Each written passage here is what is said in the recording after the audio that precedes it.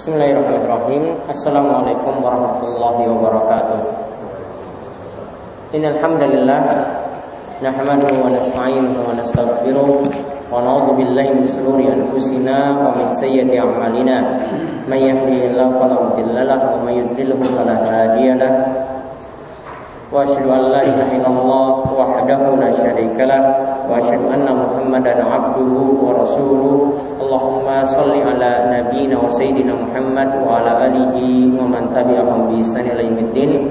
Allahumma inna nas'aluka 'ilman nafi'a wa rizqan thayyiban wa 'amalan mutaqabbala. Ikhwan fiddin wa akhwati fillah, para jamaah sekalian yang semoga selalu dirahmati dan diberkahi oleh Allah Subhanahu wa taala.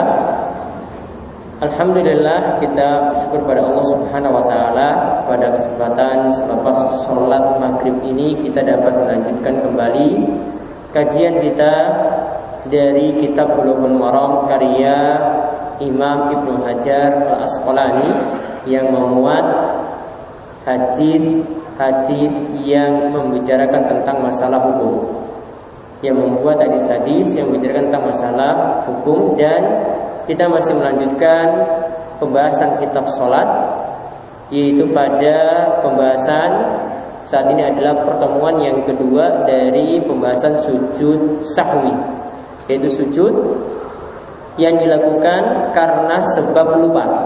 Sujud yang dilakukan karena sebab lupa. Sebagaimana kita sudah lihat sebelumnya, ada 3 macam sujud yang dijelaskan oleh para ulama, yaitu ada sujud yang dilakukan karena lupa yang kita sebut dengan sujud sahwi, ada sujud karena bertemu dengan ayat sajadah yang kita sebut dengan sujud tilawah, dan ada sujud dikarenakan bersyukur mendapatkan nikmat atau selamat dari suatu musibah yang besar. Nah, kali ini kita masih melihat tentang masalah sujud sahwi. Jadi pembahasan Ibnu Hajar nanti masih seputar sujud sahwi, dan nanti akan dibahas juga tentang sujud tilawah maupun sujud syukur.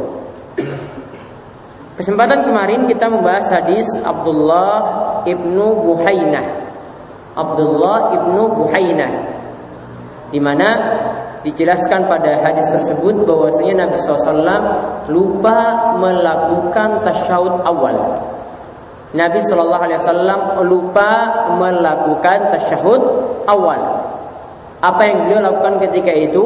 Saat lupa melakukan tasyahud awal dan beliau sudah berdiri sempurna, beliau tidak kembali melakukan tasyahud awal tersebut. Namun apa? Sholatnya diteruskan sampai tasyahud akhir.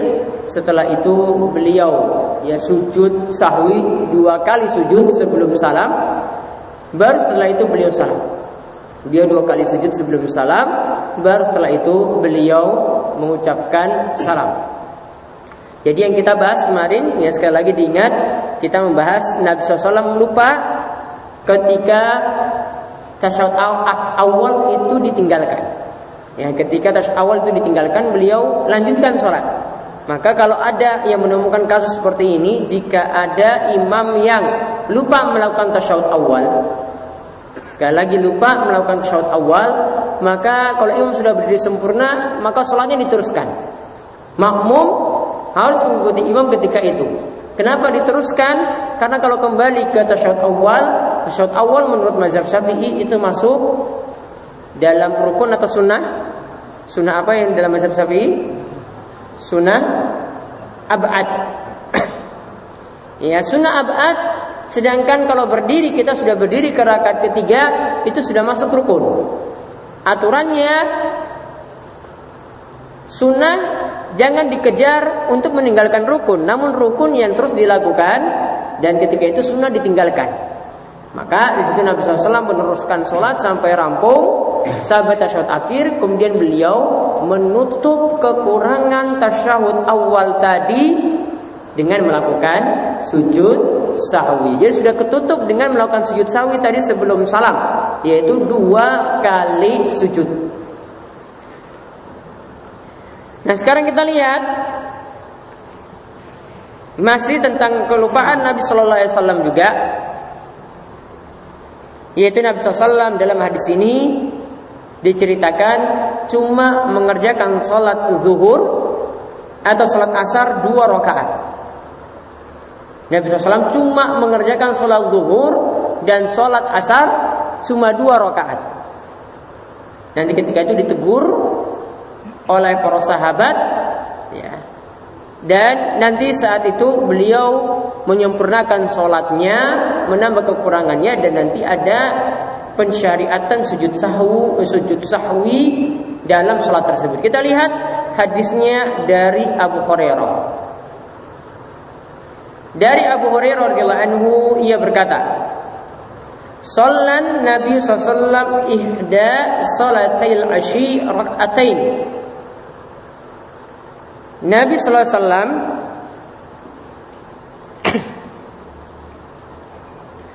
itu melakukan sholat salah satu dari sholat asyi.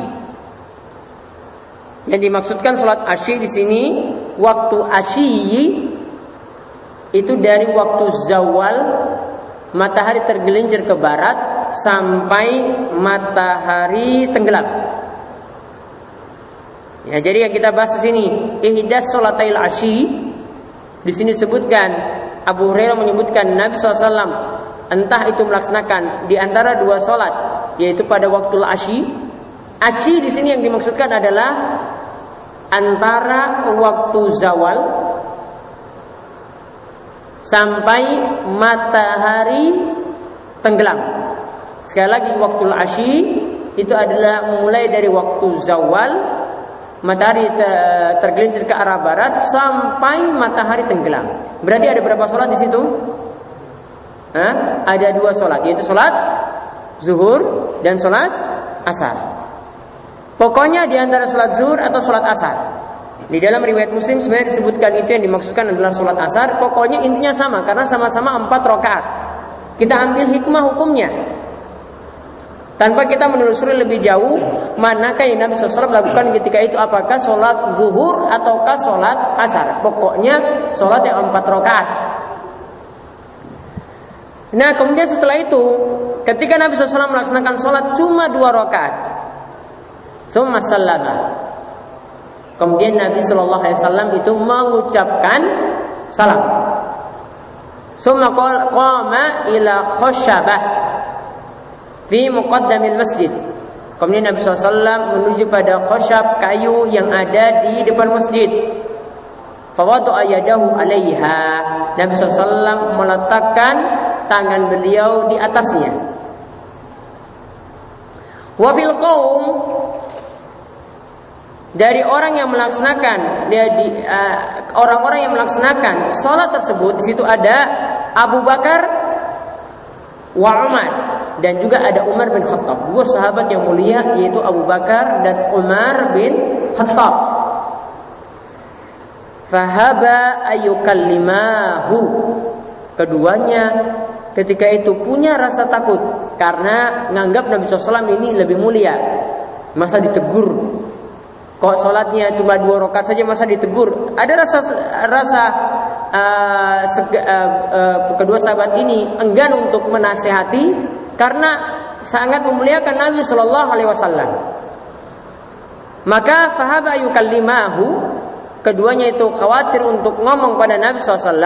Wa kharaja sar'anun nas, dan ketika itu ada orang yang cepat-cepat ingin keluar.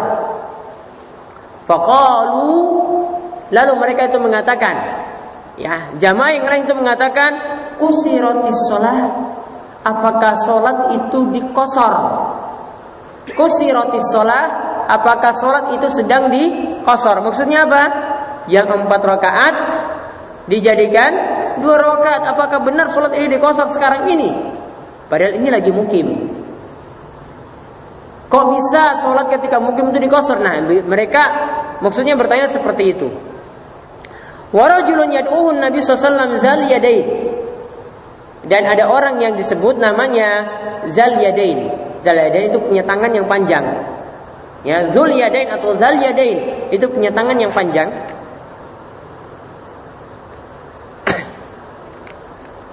Di sini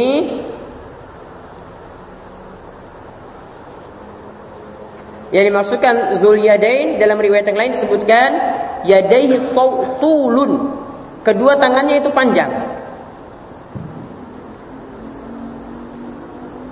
Dan yang dimaksudkan sini adalah nama beliau Al-Kharbaq bin Amr.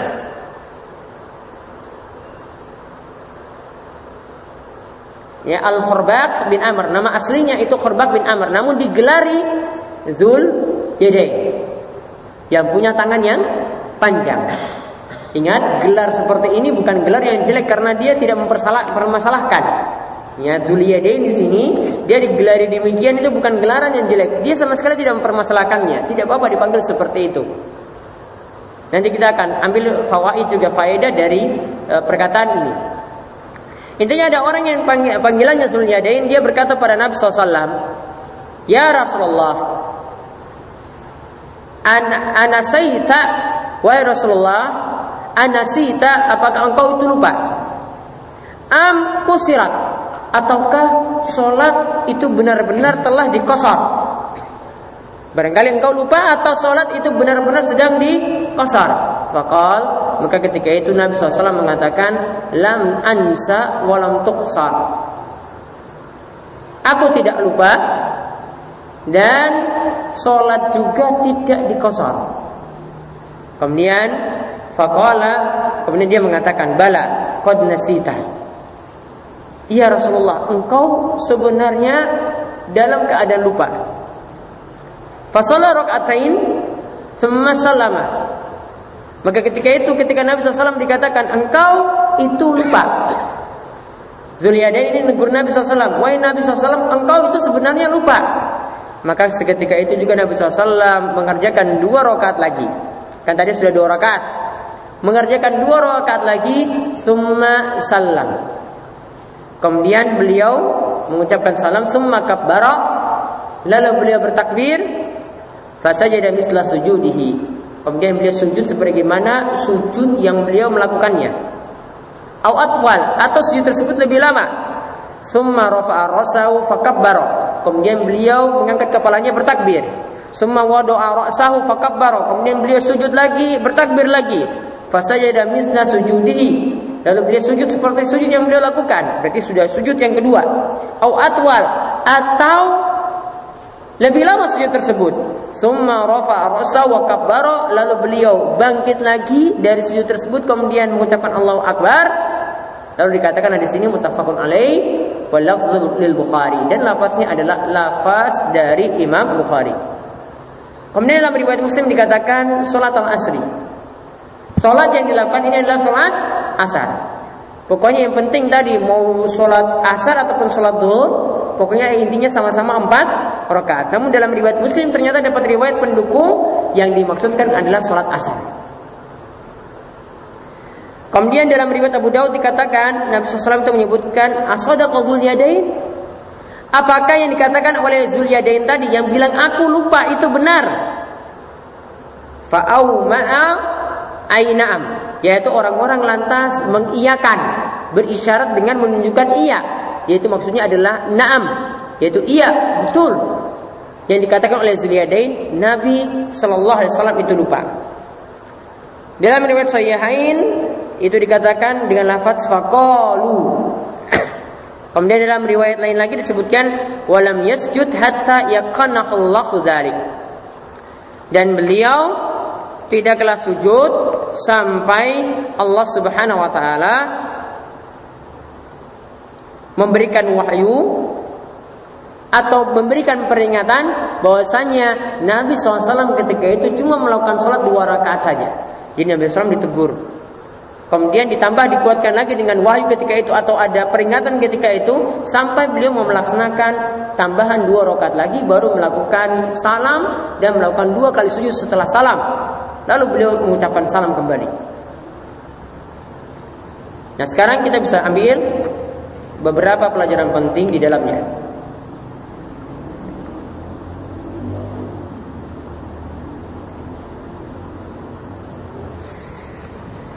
Yaitu faedah yang penting yang pertama,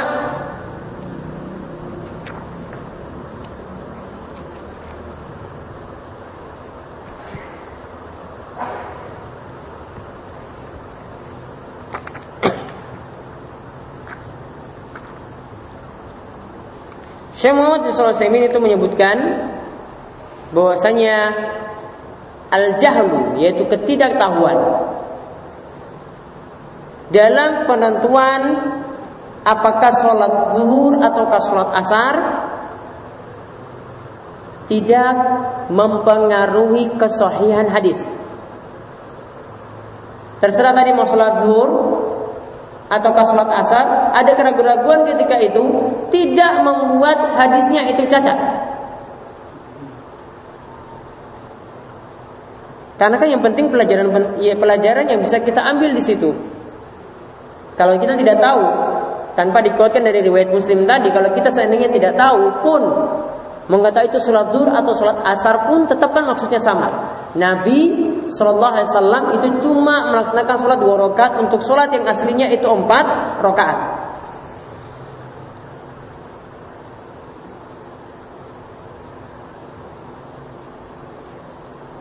Namun kalau ada keraguan-keraguan seperti ini tidak membuat hadisnya itu cacat. Tidak kita katakan wah ini ada keraguan-keraguan dari perawi di dalam hadis. Di sini tidak ada pengaruh dari sisi hukum. Makanya tidak bisa karena ada keraguan-keraguan di sini penentuan. Kan dikatakan salah satu dari sholat zuhur atau asar.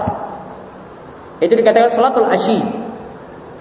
Maka keraguan-keraguan seperti ini intinya sama sekali tidak mempengaruhi kecacatan hadis. Jadi hadisnya tetap masih dianggap sahih ketika itu.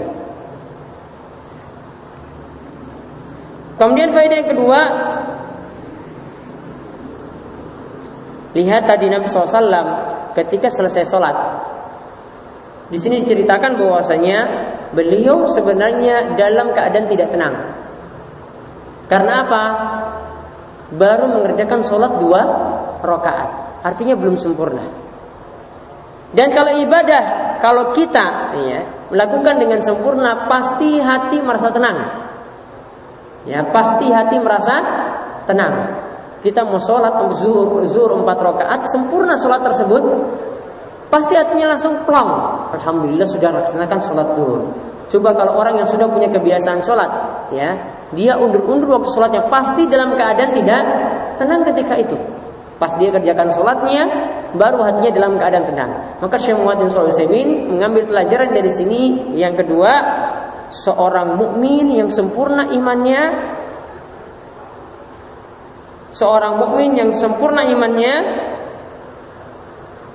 akan merasakan kelezatan setelah melakukan ibadah. Orang mukmin yang sempurna imannya akan merasakan kelezatan setelah melakukan ibadah. Realitanya seperti itu.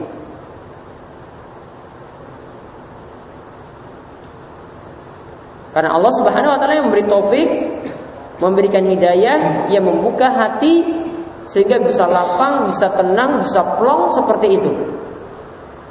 Maka ini bedanya dengan orang-orang yang selalu gelisah hidupnya, yang selalu tidak tenang hidupnya. Kadang itu karena meninggalkan kewajiban, dikejar-kejar dengan utang, kemudian punya masalah-masalah yang lainnya lagi, dalam keadaan tidak tenang. Itu karena semuanya itu kembali tidak mau melakukan ibadah dengan benar, atau sama sekali tidak ambil peduli dengan ibadah. Kemudian faedah yang ketiga, Nabi sallallahu alaihi wasallam sangat dihormati oleh para sahabat. Nabi SAW itu sangat dihormati sekali oleh para sahabat. Kenapa demikian? Lihat tadi, mereka mau negur Nabi SAW yang lupa ketika itu takut.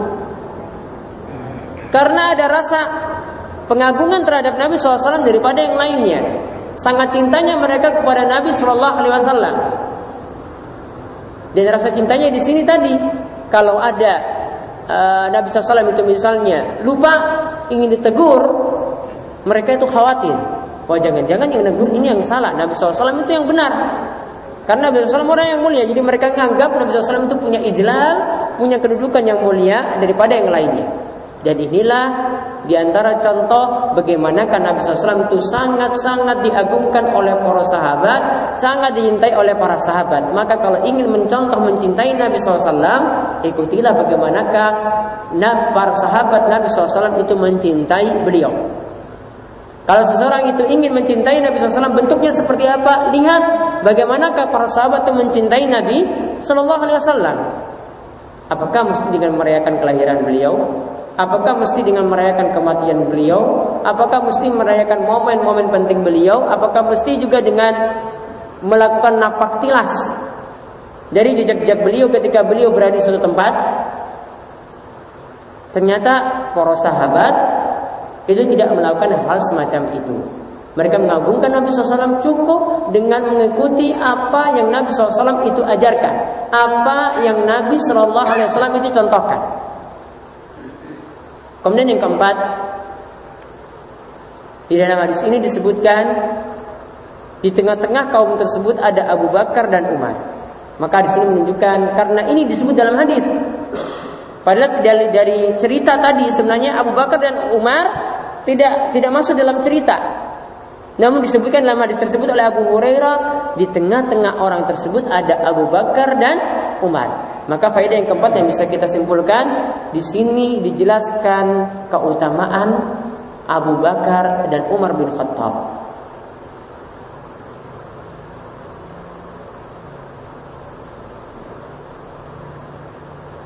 Dan keduanya tadi yang ingin menegur Nabi SAW, namun punya rasa takut yang tinggi karena yang ingin ditegur adalah Nabi SAW. Apalagi orang di bawahnya, yaitu orang-orang yang dibawa orang-orang yang dibawa Abu Bakar dan Umar.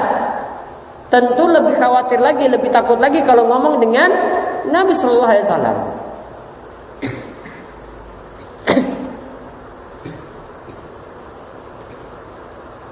Kemudian faedah yang kelima, tadi disebutkan dalam hadis wa kharaja sar'anun nas.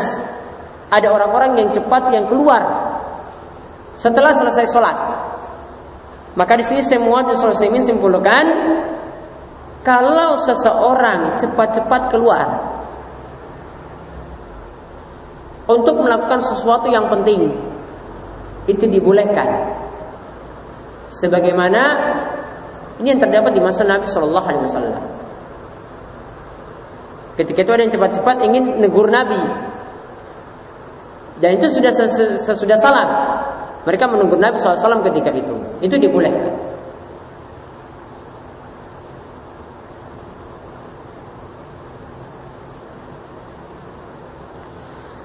Kemudian yang keenam, tadi disebutkan kan Nabi SAW cuma melakukan 2 rakaat. 2 rakaatnya lagi beliau tambah lagi setelah itu. Namun sebelum Nabi SAW tambah 2 rakaat lagi, tadi sempat duduk di kayu. Kemudian orang-orang baru mendatangi ketika itu. Berarti ada aktivitas lain. Ada banyak bergerak setelah itu. Baru setelah itu beliau tambah lagi dengan 2 rakaat. Maka Syekh menyimpulkan gerakan sesudah salat, di mana seseorang itu dalam keadaan lupa. Ya, gerakan yang ada sesudah salat, di mana seorang itu dalam keadaan lupa di dalam salatnya, seperti itu tidak berpengaruh. Maksudnya tidak berpengaruh, dia cuma cukup menambah 2 rakaat lagi, tidak diperintahkan mengulangi dari awal. Kalau seandainya gerakan ini berpengaruh, punya pengaruh terhadap sholatnya tadi, tentu saja dia akan mengulangi sholatnya dari awal sampai akhir, 4 rakaat lagi sempurna. Namun sini cuma nambah lagi 2 rakaat, berarti cuma nyambungkan saja. Kemudian faedah yang ketujuh, bolehnya memberikan gelaran kepada seseorang dengan gelaran yang tidak bermasalah pada orang tersebut. Yang tidak bermasalah pada orang tersebut.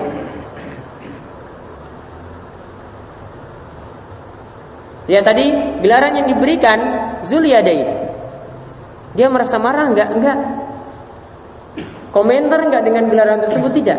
Maka kalau misalnya di suatu kampung ada yang gelari orang lain dengan gelaran yang dia anggap tidak masalah, ya, misalnya bapak kacamata atau bapak kumis atau bapak jenggot misalnya, dan dia tidak menganggap masalah, maka sebaik itu sah-sah saja memberikan lakop atau memberikan gelaran seperti itu. Ya, ada misalnya jadi tukang bakso misalnya, cuma dikenal di warganya ya tukang bakso. Atau ada yang punya bengkel, ya cuma diberi gelaran seperti profesinya. Ada yang jadi tukang becak, cuma diberi gelaran seperti itu. Kalau dia menganggap tidak ada masalah, ya sudah, tidak ada masalah. Kemudian faedah yang ke-8, hadis ini menerangkan bahwasanya para sahabat memiliki kecerdasan yang luar biasa dan pemahaman yang bagus.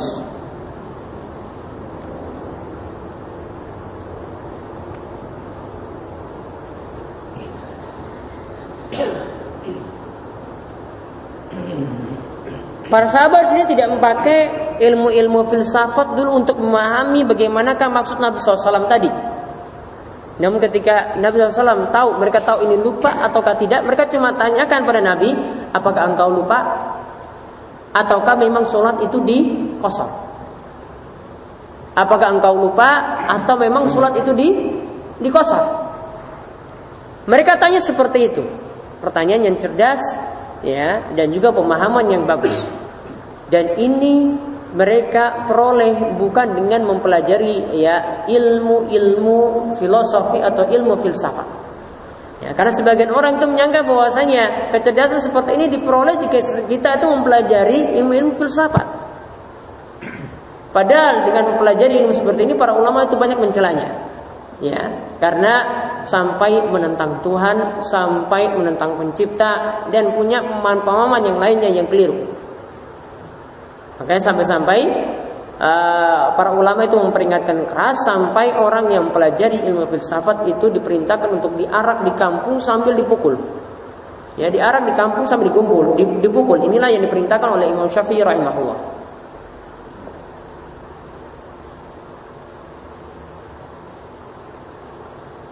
Kemudian faedah yang ke-9,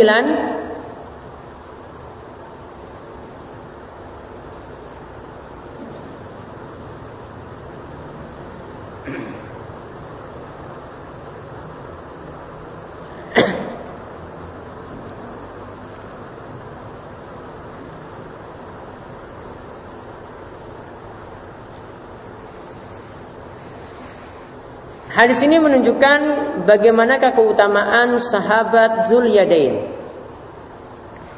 Tadi nama aslinya apa? Al-Kharbaq bin Amr. Dan bagaimanakah Zulyadain berani bertanya langsung pada Nabi sallallahu alaihi wasallam. Ya, berani bertanya langsung pada Nabi sallallahu alaihi wasallam. Dan memvonis Nabi SAW itu lupa. Yang lainnya tadi begitu khawatir, namun Zulyadain itu seolah-olah begitu lancang, langsung datang kepada Nabi SAW, apakah benar engkau lupa? Makanya karena ketika itu Nabi SAW ditanya seperti itu, ya seolah-olah mungkin tidak terima, maka turun wahyu. Ada yang katakan tadi dalam riwayat yang lain dikatakan turun wahyu, atau ada yang menegur Nabi SAW, atau Nabi SAW bertanya pada yang lainnya, apa benar yang dikatakan oleh Zulyadain? Kemudian orang-orang mengatakan iya, benar apa yang dikatakan oleh Zulyadain.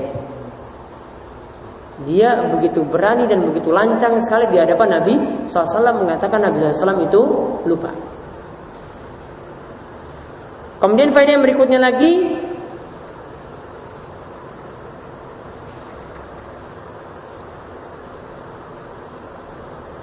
yang sebagaimana kita jelaskan kemarin, lupa itu adalah sifat manusiawi.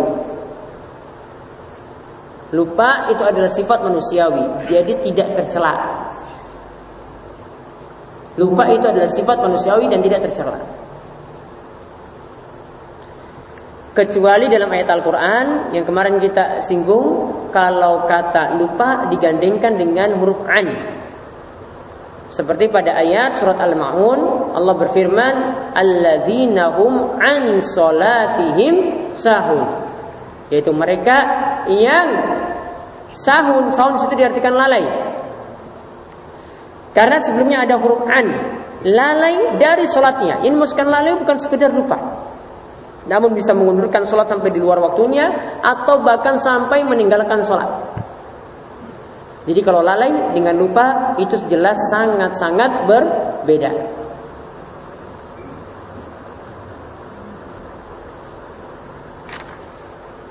Kemudian faedah yang lain ini lagi yang bisa kita ambil.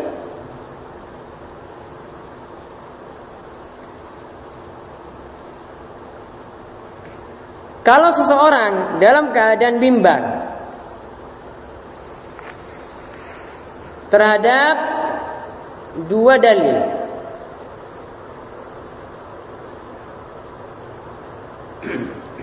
merasa bingung terhadap dua dalil, maka hendaklah mencari jawaban dari orang yang lebih tahu. Hendaklah mencari jawaban dari orang yang lebih tahu. Dan lihat di sini para ikhwan sekalian, lihat Nabi SAW saat Zulyadain menegurnya, apakah benar engkau lupa? Apakah ketika itu Nabi SAW dikatakan oleh Zulyadain, engkau itu lupa? Kemudian Nabi SAW tanya kepada para sahabat yang lainnya, apa benar ini perkataan Zulyadain? Ya, jadi beliau cari tahu dari yang lainnya. Apa benar ini perkataan dia? Saya itu benar-benar lupa. Cari pada orang yang lebih tahu.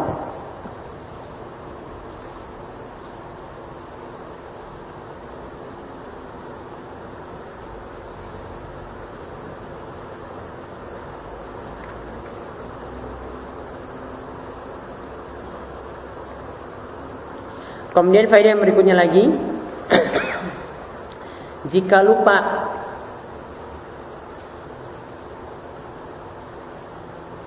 terjadi sebelum salam dan sebelum sholatnya itu sempurna,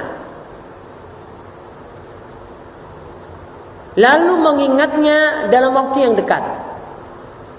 Ingatnya tadi cuma Nabi SAW pergi ke depan masjid, ada kayu di situ, kemudian bersandar di situ. Waktunya sangat-sangat dekat. Lalu melanjutkan lagi untuk sholat. Lalu melanjutkan lagi menyempurnakan sholat.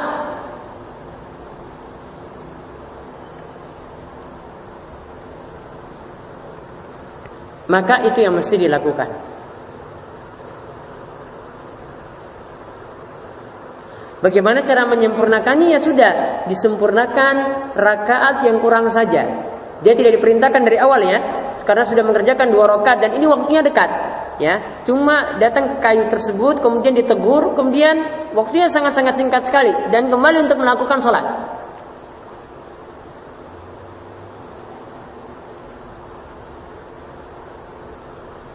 Padahal sudah ada gerakan.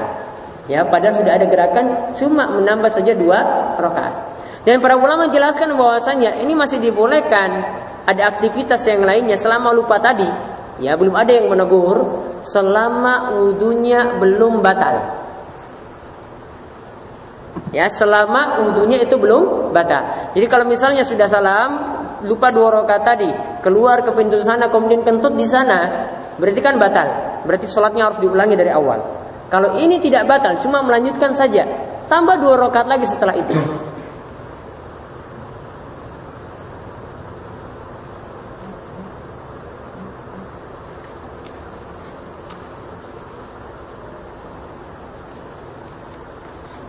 Kemudian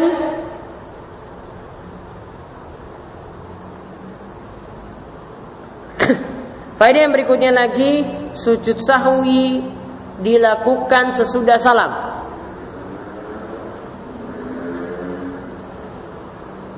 Jika imam atau makmum atau orang yang sholat sendirian mengucapkan salam sebelum sholat sempurna. Kalau kita mengucapkan salam sebelum sholat sempurna, berarti kan ada tambahan. Walaupun itu ada 2 kekurangan, 2 rakaat kan tinggal ditambah 2 rakaat lagi. Namun dengan dia salam ketika rakaat yang kedua kan berarti ada tambahan. Ya kan? Ada tambahan. yang dia lakukan. Walaupun ada 2 rakaat yang kurang. 2 rakaat kan cuma ditambah. Namun karena dia salam pada rakaat yang kedua, berarti kan ada tambahan ketika itu. Ditambah lagi nanti dia salam lagi pada rakaat yang keempat ketika sempurna lagi. Berarti kan ada tambahan. Maka sujud sahwinya dilakukan sesudah salam. Dan ini yang kaidah yang saya sebutkan kemarin. Jika ada kekurangan dalam sholat, maka sujud sahwinya sebelum salam. Seperti pada kekurangan tasyahud awal kemarin. Namun kalau ada kelebihan, dan ingat tadi, kita salam di rakaat kedua padahal sholatnya harusnya 4 rakaat, kita salam ketika itu berarti ada tambahan yang kita lakukan. Walaupun dari sisi ada kekurangan di situ, ada 2 rakaat yang kurang. Namun kan kalau 2 rakaat ditambah, berarti kan tadi ada yang lebih. Salamnya jadi 2 kali. Nah, salam yang lebih 2 kali ini ditutup dengan sujud sahwi sesudah salam. Maka kaidah yang saya sebutkan kemarin, kalau ada kekurangan dalam sholat, maka sujud sahwinya sebelum salam. Namun kalau ada kelebihan dalam sholat, maka sujud sahwinya sesudah salam.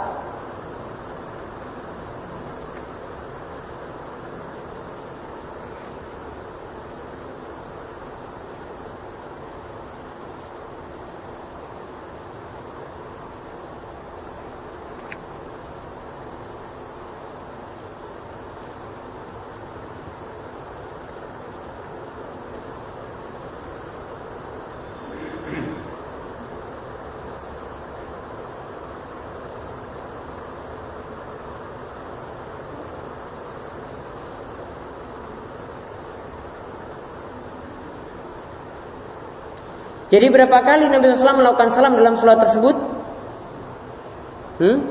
Nabi SAW berapa kali salam? Salam yang pertama tadi ketika lupa. Salam yang kedua tadi ketika sudah tambah lagi 2 rakaat salam. Salam yang ketiga setelah sujud sahwi. Karena sujud sahwinya dilakukan setelah salam. Salamnya 3 kali.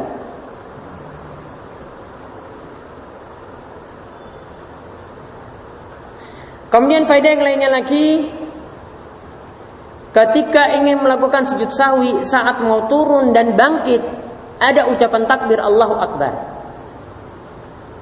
Ketika ingin melakukan sujud sahwi saat mau turun dan bangkit dari sujud,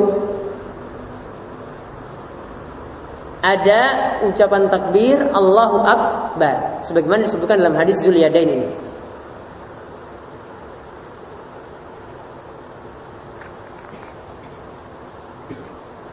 Jadi kalau mau turun kita ucapkan dulu Allahu Akbar. Ini kalau kita sujud sahwinya sudah salam ya. Sama juga dengan sebelum salam. Sudah salam, Assalamualaikum warahmatullahi wabarakatuh. Kemudian kita mau tambah sujud sahwi 2 kali. Maka ketika turun Allahu Akbar. Bangkit lagi Allahu Akbar. Duduk seperti biasa, duduk antara 2 sujud. Turun lagi Allahu Akbar. Baca sujud seperti sujud biasa. Baca doa sujud seperti sujud biasa. Bangkit lagi Allahu Akbar. Lalu salam untuk sujud sahwinya. Karena tadi salam yang pertama kita lakukan untuk salam untuk sholat. Yang ini salam untuk sujud sahwi.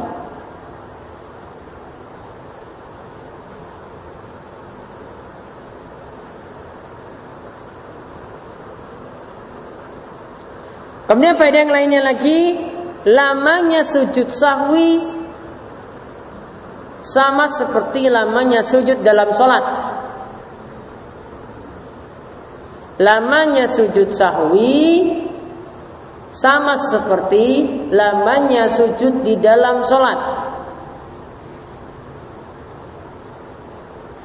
Jadi jangan seperti perkataan sebagian orang, kata Syekh Muhammad bin Shalih Al-Utsaimin, ada yang menyatakan sujud sahwi itu ringkas-ringkas saja. Bahkan saat sujud sahwi juga pun masih boleh menambah doa. Karena keumuman hadis Nabi SAW, aqrabu ma yakunul abdu min rabbih wa huwa sajidun fa aksirud du'a. Tempat yang paling dekat seorang hamba dengan Allah yaitu ketika dia sujud, mau sujud sahwi, mau sujud biasa. Ya, boleh memperbanyak doa ketika itu. Fa aksirud du'a, perbanyaklah doa ketika itu. Sujudnya umum. Dan di sini katakan tadi, kenapa seperti sujud biasa? Nabi SAW katakan tadi, atau disebutkan dalam hadis Abu Hurairah ini, Nabi SAW sujudnya seperti sujud yang lainnya atau lebih lama. Berarti kan sama seperti sujud di dalam sholat.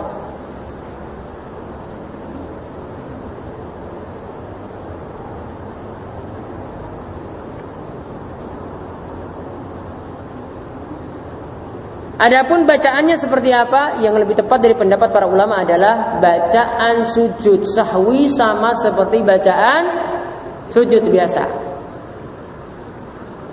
Yaitu kalau kita baca ketika sujud biasa subhana rabbiyal a'la, nah itulah yang kita baca ketika sujud sahwi. Adapun hadis yang menyebutkan doa sujud sahwi yang khusus, hadisnya dhaif, lemah. Atau diperselisihkan kelemahannya.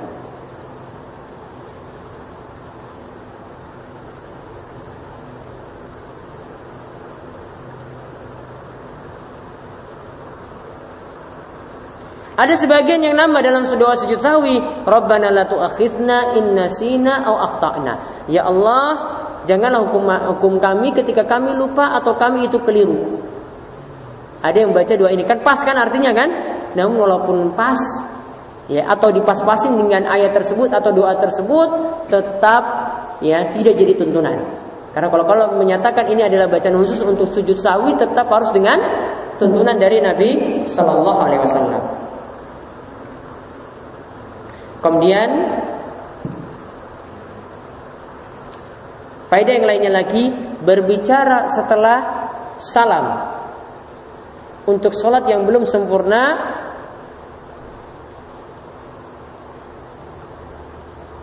berbicara setelah salam untuk sholat yang belum sempurna tidak membatalkan sholat.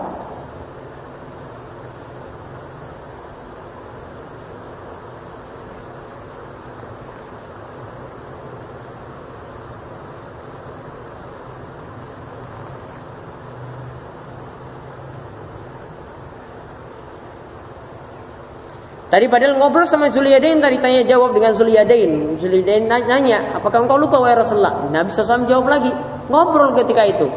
Salatnya yang tadi tidak batal, cuma ditambah 2 rakaat saja.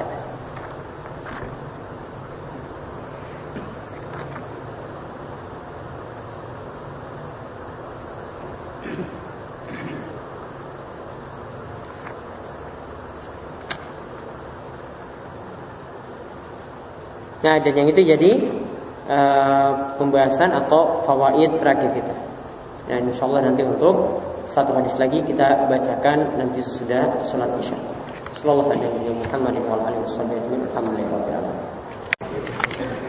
Bismillahirrahmanirrahim. Alhamdulillahirabbil alamin wassalatu wassalamu ala asyrofil anbiya'i wal mursalin nabiyina wa sayyidina Muhammad wa ala alihi wa man tabi'ahum bi ihsan ila yaumil Allahumma anfa'na bima 'allamtana wa 'allimna ma yanfa'una wa zidna ilma. Baik, ikhwan fillah wa fadillah rahimani wa rahimakumullah. Kita kembali melanjutkan pembahasan kita dari Bulughul Maram karya Ibnu Hajar Al-Asqalani, masih membahas tentang masalah salat, yaitu kita salat dari pembahasan bab sujud sahwi. Kita kembali melihat satu hadis, yaitu hadis dari Imran bin Husain radhiyallahu anhuma, di mana dalam hadis ini dijelaskan bagaimana tata cara sujud sahwi. Apakah setelah kita melakukan sujud sahwi 2 kali sujud, terakhir sebelum salam itu ada tasyahud ataukah langsung salam? Nah, ini dijelaskan dalam hadis yang dibawakan oleh Ibnu Hajar di sini, yaitu dari Imran bin Husain radhiyallahu anhu bahwasanya Nabi SAW shalla bihim, bahwasanya Nabi SAW salat bersama mereka para sahabat. Fasaha, dan beliau ketika itu lupa. Fasajada sajadatain, dan Nabi SAW melakukan 2 kali sujud. Summa tasahhada, kemudian beliau melakukan tasyahud. Summa sallama, lalu salam. Jadi ketika lupa, dalam hadis ini dijelaskan 2 kali sujud untuk sujud sahwi. Ya, setelah itu beliau ingin salam, sebelumnya itu ada tasyahud terlebih dahulu. Hadis ini dikatakan oleh Ibnu Hajar rawahu Abu Dawud dan Tirmizi, diriwayatkan oleh Abu Dawud dan Tirmizi, dan hadisnya dihasankan oleh Tirmizi dan disahihkan oleh Al-Hakim. Nah, sekarang tentang masalah apakah ketika kita melakukan sujud sahwi Ketika kita ingin sudah melakukan 2 kali sujud kemudian ingin salam, apakah ada tasyahud sebelum itu ataukah langsung salam? Maka kita kembali merujuk pada hadis ini. Yang jelas atau pendapat yang lebih tepat, hadis ini adalah hadis yang dhaif, hadis yang lemah.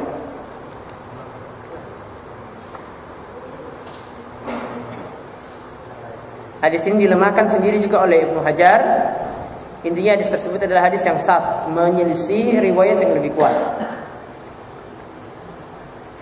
Sedangkan hadis-hadis yang lainnya seperti hadis dari Imran yang diriwayatkan oleh Imam Muslim, disebutkan tentang masalah sujud sahwi, fa shalla rak'ah summa salama. Kemudian ditambahkan lagi 1 rakaat kemudian salam. Summa sajada sajadatain, lalu dilakukan 2 kali sujud, summa salama, kemudian langsung salam. Tidak ada tasyahud. Jadi misalnya kalau kita ingin melakukan sujud sahwi sebelum salam, maka ini jelas tasyahudnya cuma sekali.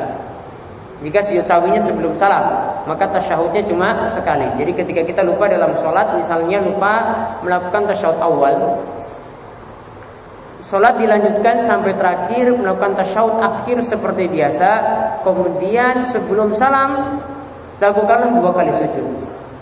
Turun sujud Allahu Akbar, bacaan seperti sujud biasa, bangkit lagi Allahu Akbar, duduk antara 2 sujud tidak ada bacaan apa-apa, lalu turun lagi untuk sujud Allahu Akbar, lalu bangkit lagi untuk dari sujud, ya, mengucapkan Allahu Akbar tadi, kemudian langsung salam, tidak ada bacaan tasyahud. Inilah pendapat yang lebih tepat dari perselisihan para ulama yang ada. Jadi intinya di sini caranya seperti itu, tidak ada tasyahud untuk sujud sahwinya. Kemudian hadis terakhir yang kita lihat, nanti pembahasan lengkapnya saya akan kaji pada pertemuan minggu depan. Kita lihat makna hadisnya saja, ya, yaitu ada hadis dari Abu Sa'id Al-Khudri membicarakan tentang masalah jika kita mendapatkan keraguan-raguan dalam sholat, apakah kita memilih, misalnya ragu-ragu sekarang 3 atau 4, apa yang harus kita lakukan? Dijelaskan nanti pada hadis ini. Dari Abu Sa'id Al-Khudri radhiyallahu anhu, ia berkata bahwasanya Rasulullah sallallahu alaihi wasallam bersabda, "Idza syakka ahadukum fi sholatihi falam yadri kam shalla." Jika salah seorang di antara kalian ragu di dalam sholatnya dan tidak tahu apakah sholatnya 3 ataukah 4, apakah sholatnya 3 ataukah 4 rakaat, falyatrah syakka, maka buang jauh-jauh keraguan tersebut, wal yabni ala ma yastayqana, dan pilihlah yang yakin. Mana yang diyakini dari 3 atau 4 tadi? Kalau yang diyakini itu 3, maka pilih 3. Kalau yang diyakini 4, maka pilih 4 ketika itu. Summa yasjud sajadataini qabla ayyusallima. Kemudian sujudlah dengan 2 kali sujud sebelum salam. Fa in kana shalla khamsan syafa'na lahu salatahu. Jika ternyata sholatnya itu 5 rakaat, maka sujud sahwinya tadi menggenapkan sholat tersebut. Fa in kana shalla tamaman kana tarhiman lisyaitan. Jika sholatnya itu sempurna 4 rakaat, maka itu nanti akan, ya, targhim syaitan, akan mengecilkan setan atau akan mengalahkan setan. Hadis ini diriwayatkan oleh Imam Muslim. Maka ini nanti tentang masalah ragu-ragu, keraguan-raguan dalam sholat. Apakah ragu-ragunya di sini mesti memilih 3 atau 4? Kesimpulan dari hadis ini menunjukkan pilih terlebih dahulu mana yang yakin. Pilih terlebih dahulu mana yang yakin, 3 atau 4. Kalau yakinnya, misalnya sudah yakin, ini sudah 4 kali saya membaca surat, yakinnya itu 4, maka pilih yang 4 meskipun banyak. Namun kalau tidak bisa memilih, ya, nanti kita memilih mana yang paling sedikit, 3 atau 4, pilih yang paling sedikit, ya, yaitu memilih 3 rakaat. Nah, tujuannya tadi sujud sahwi, kalau sholatnya ternyata kelebihan, ya, maka itu nanti akan jadi menggenapkan. Jika sholatnya itu kelebihan, misalnya jadi ganjil, maka jadi genap. Namun kalau sholatnya itu kekurangan atau sholatnya itu sudah sempurna, kok lakukan sujud sahwi juga, maka ketika itu yang terjadi adalah kita malah mengecilkan setan ketika itu, malah makan setan ketika itu. Nanti insya Allah penjelasannya tentang keraguan-raguan dalam sholat nanti akan saya bahas pada pertemuan berikutnya.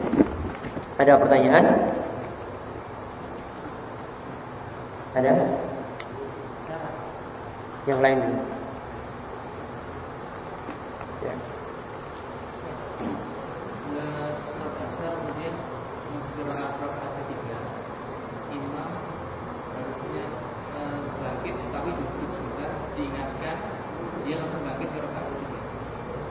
Dia duduk di rakaat kedua. Bangkit ke rakaat ketiga. Berarti dia sebenarnya mau ke rakaat ketiga, tapi sudah duduk sebentar. Mau angkat tahiyat. Mau tahiyat awal ya. Iya, tapi diingatkan dia langsung bangkit ke rakaat ketiga yang benar. Apa harus senang seperti di belakang?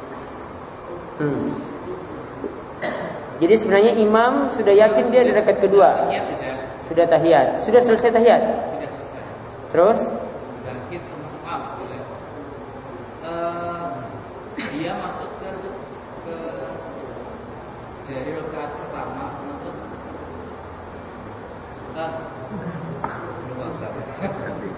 dia sudah dapat 2 rakaat, masuk rakaat ke 3 sudah, mau ke 3 ke 4 3 ke 4. ya. Kemudian dia mau duduk sebentar mau lihat akhir.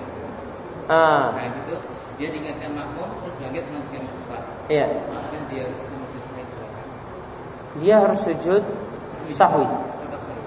Sujud sahwi karena dia duduk tadi sudah kelebihan. Seharusnya kan tidak ada duduk ketika itu kan, dari 3 ke 4 tidak ada duduk ketika itu. Berarti sudah ada kelebihan. Nanti dia sujud sahwi sesudah salam. Dia sujud sahwi sesudah salam. Ada lagi? Yang lain? Yang lain?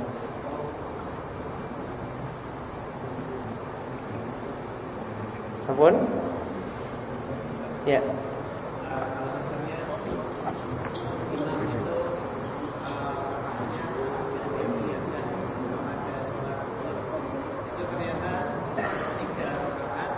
Tiga rakaat. 3 rakaat tahiyat awal. Berarti dia lupa atau mungkin terus tahiyatnya jadi 2 kali.